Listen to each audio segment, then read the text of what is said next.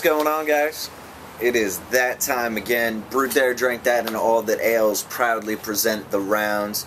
It's time to pour another pint of knowledge as we continue to live out our dedication to bring you the freshest and tastiest in all that brews.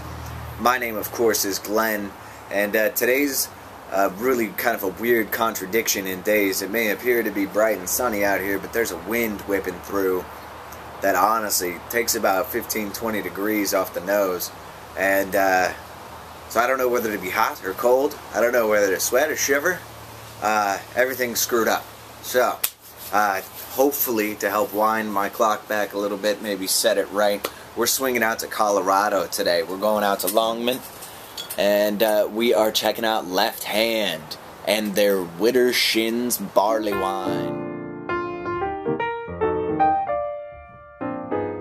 Now, Widdershins is an American barley wine. 75% of that is straight ale. The other 25% has been brandy wine, or brandy cask rested, I should say. And the two threads have been blended together to give us a devastating 10% alcohol by volume behemoth. The rest of the stats should be forthcoming. I can give you generals for right now. It is a barley wine, so typically, especially with an American-style barley wine, we should expect both extremes of your flavor spectrum, and that's being both malty and hoppy at the same time.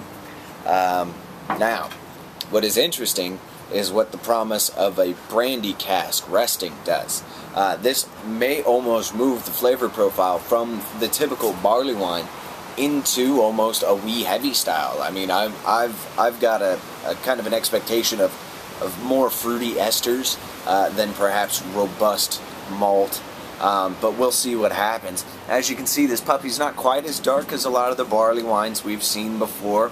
There is a touch of effervescence to it. Head is most certainly well structured. While most American barley wines are hopped to the gills, this one certainly, I mean, all barley wines are malt driven though. Keep that in mind. You should almost always expect to see a well-structured head. This one is no exception. Nice head to it, seems dense, and doesn't seem like it'll break down very quickly. Deep orange, almost into red territory, and it's so thick that I actually can't make out the effervescence inside it. I do have a little bit of flocculent, and that's alright. Woo! Brandy. Ugh, I just got punched in the nose. Definite brandy. Hot.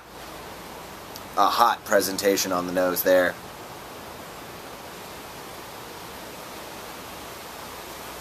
Now, for those of you who don't know, brandy is a grape-based hard alcohol. It's normally only twice distilled.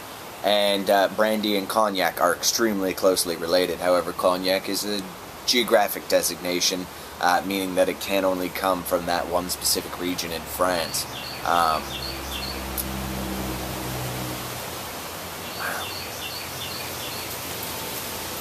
There's fruit on the nose, and a little bit of spice at the end, and I'm not entirely sure if that spice is hops, or if that's coming through as part of the brandy cask.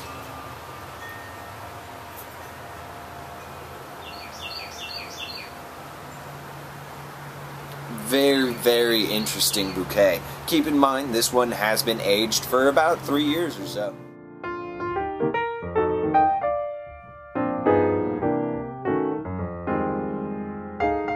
There is fruit there, and there's a spice at the end, but keep in mind, this is not going to be the baseline flavor profile for this beer. Seeing as this beer has been aged for about 3 years, there's gonna be a little bit of aging, and what's fantastic is with these higher grab beers, these bigger beers, you can age them and kind of trace the change of the flavor profile. Now, since I don't have time to drink both in front of you, a brand new one and this one, we're going with this one. That's how we're doing it.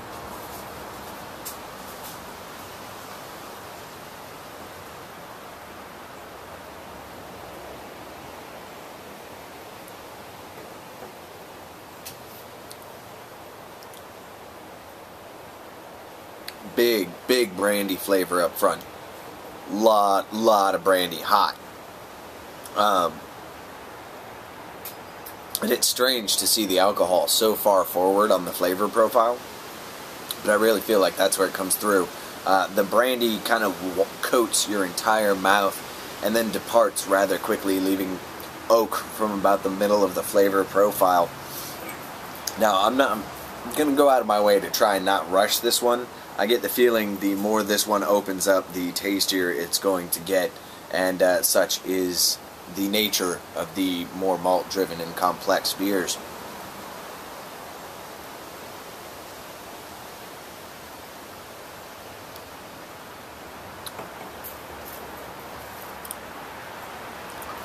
Fruit, malt.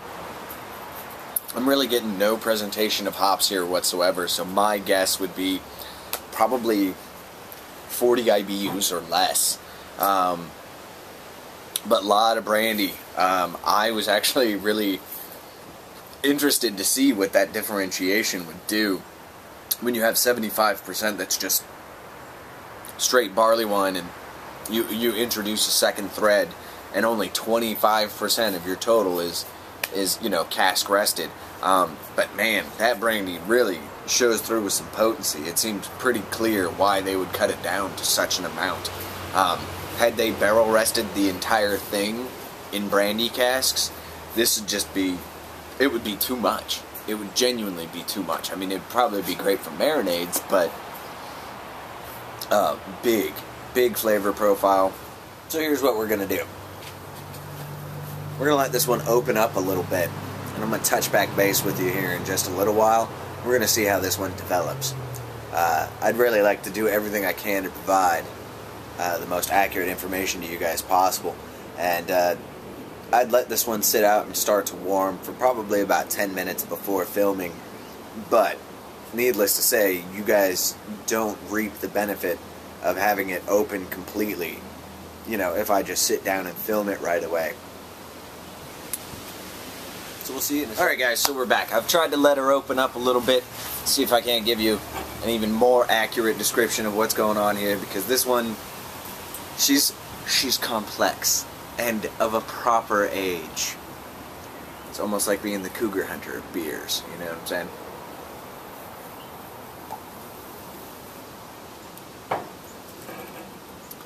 The brandy is softened just a little bit, but still extremely pronounced almost the entire way through. In addition to the brandy, you get that splash of brandy right up front. I almost get a little bit of apricot or peach rind. There is that fruity character to it, and at the end there is a touch of tartness or bitterness to it. Oak picks up about halfway through the flavor profile and kind of rides it out. Velvety smooth mouthfeel, very inviting, definitely perfect for the oxymoron of the day I've got going on. Price point. I've been sitting on this one for a while, so if I get the price point wrong, you'll have to forgive me. But if I remember right, this one ran in the neighborhood of $10 for a 22-ounce bomber. And at this potency, with this kind of flavor profile, is easily shared between two people. Fantastic dessertif. This would go really well with a good number of things. And it's a shame I don't have a few bottles more to do some food and beverage pairings for you guys. I'll see if I can't figure something out tonight. Maybe you'll get something in at the 11th hour there. But that's it for us here on the rounds, guys. Remember, drink American, drink independent. Please get out there, support Left Hand. They do fantastic work. And drink to your health. And we will see you next time here on the rounds, guys. Thanks.